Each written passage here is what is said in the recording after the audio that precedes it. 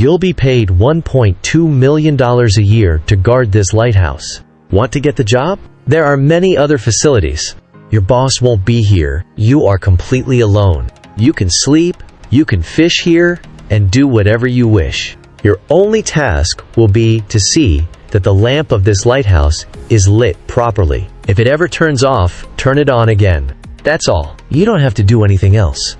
All day, you will just sleep with your feet up. But despite having so many opportunities, it is one of the scariest jobs in the world because this lighthouse is placed right in the middle of the sea.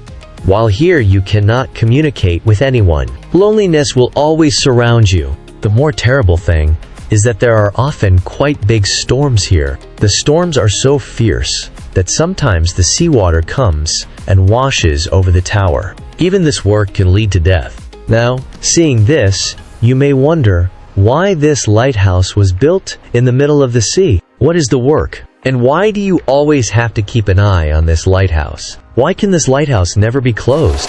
To know the answers to these questions, we have to go back many years. Then there were no cars or any other vehicles or air routes for travel, so the only way to cross this huge distance was by water.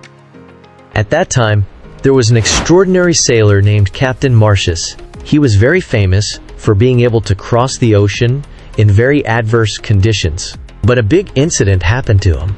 So once when he was crossing the dark sea, his ship collided with some rocks under the sea. As the ships of that time were made of wood, his ship got cracked, and water got in and caused great damage.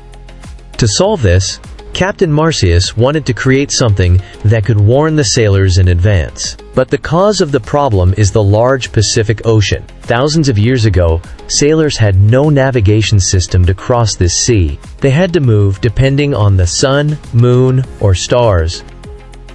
Once Captain Ellis was crossing the Pacific Ocean with his sailors. Suddenly, a heavy storm started at night, and they lost their way. When morning comes, they can see that they are lost in the vast ocean. Then they had no food to eat or water to drink. Many sailors died in this. Somehow, the rest survived, and then the journey to building the lighthouse began. Alexandria was next to the Mediterranean Sea in Egypt, and was ruled by Ptolemy II Philarethius. But the biggest problem for this state at that time was their location. If you look closely at the picture, to go to the edge of the city, they have to go this way. But because of the huge rocks in the road, the ships that came to trade used to collide with the rocks and sink or suffer damage. So day by day, the state is lagging behind economically due to the decrease in commercial ships. Ptolemy then approached the most famous architect of the time, Sostratus of Cnidus, to protect his kingdom. Ask him for help to get rid of this problem. The two came up with an idea where they would build a castle on the water with a light above it to guide ships at sea. Also, it will warn the ships of the rocks under the water. According to that plan, the organization started its work. He never imagined that it would fall and become such a large creation. It is known to the world as the Pharos of Alexandria. The Alexandria Lighthouse was about 384 feet tall. It was made entirely of white marble stones. The lighthouse had a constant fire, which required a constant supply of oil and wood.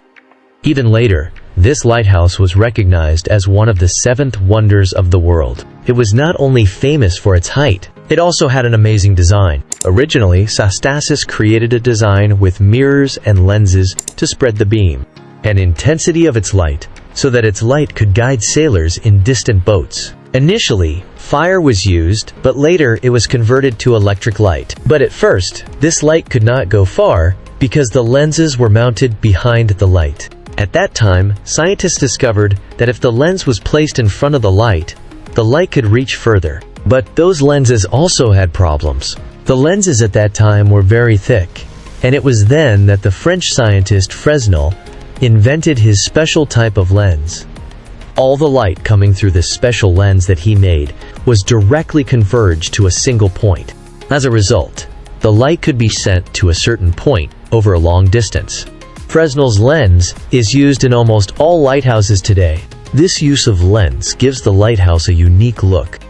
Because of this, Ships can travel safely in the ocean here. You may be surprised to learn about these terrifying aspects of lighthouses. Yes, and that is why no one wants to live in this lonely lighthouse even after paying so much. Because no one ever wants to lose themselves in this terrible and lonely place.